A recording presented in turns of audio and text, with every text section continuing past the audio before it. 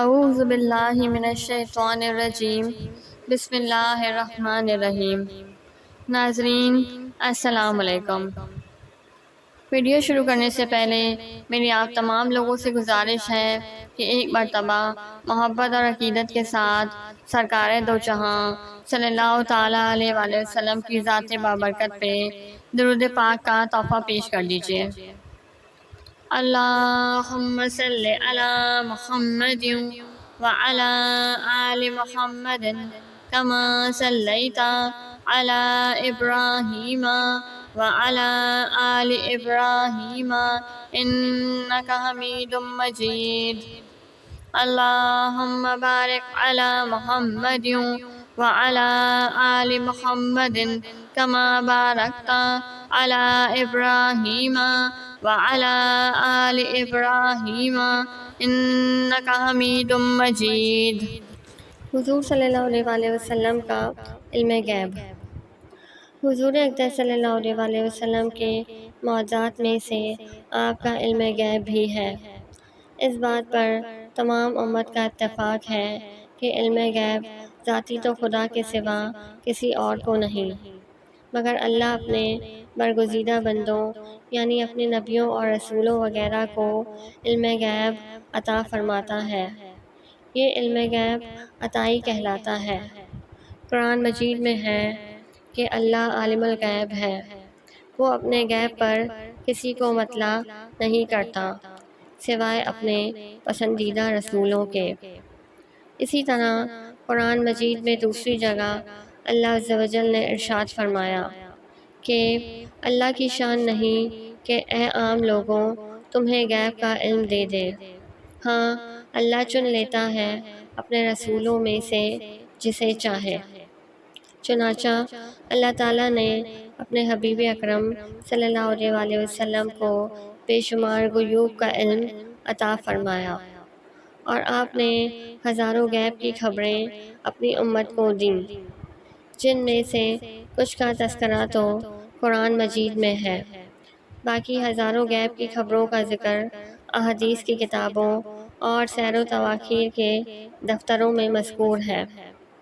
اللہ تعالیٰ نے قرآن مجید میں ارشاد فرمایا کہ یہ غیب کی خبریں ہیں جن کو ہم آپ کی طرف وحی کرتے ہیں۔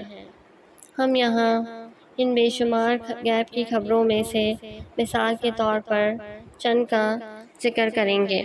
غالب مغلوب ہوگا۔ 614 ہجری میں روم اور فارس کے دونوں بادشاہوں میں ایک جنگ عظیم شروع ہوئی۔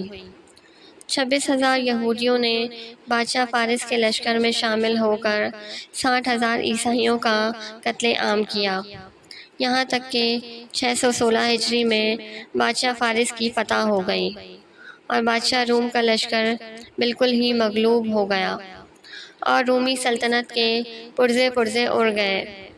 بادشاہ روم اہل کتاب اور مذہباً عیسائی تھا، اور بادشاہ فارس مجوسی مذہب کا پابند اور آتش پرست تھا۔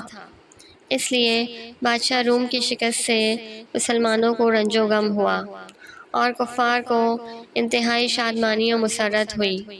چنانچہ کفار نے مسلمانوں کو طعنہ دیا اور کہنے لگے کہ تم اور انصاری اہل کتاب ہو اور ہم اور اہل فارس بے کتاب ہیں۔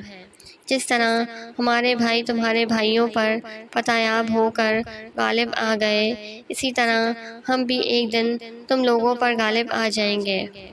کفار کے ان طعنوں سے مسلمانوں کو اور زیادہ رنج و صدمہ ہوا۔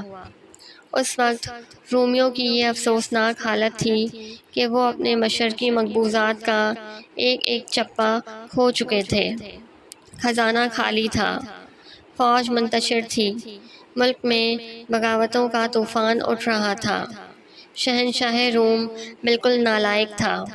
ان حالات میں کوئی سوچ بھی نہیں سکتا تھا کہ بادشاہ روم بادشاہ فارس پر غالب ہو سکتا ہے، مگر ایسے وقت میں نبی صادق نے قرآن کی زبان سے کفار مکہ کو یہ پیش گوئی سنائی کہ رومی مغلوب ہوئے پاس کی زمین میں، اور وہ اپنی مغلوبی کے بعد عنقریب غالب ہوں گے چند برسوں میں۔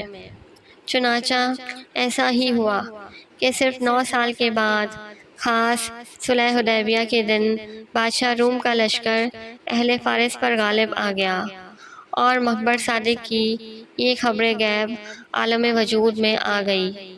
سبحان اللہ۔ وآخر دعوانا ان الحمد للہ رب العالمین۔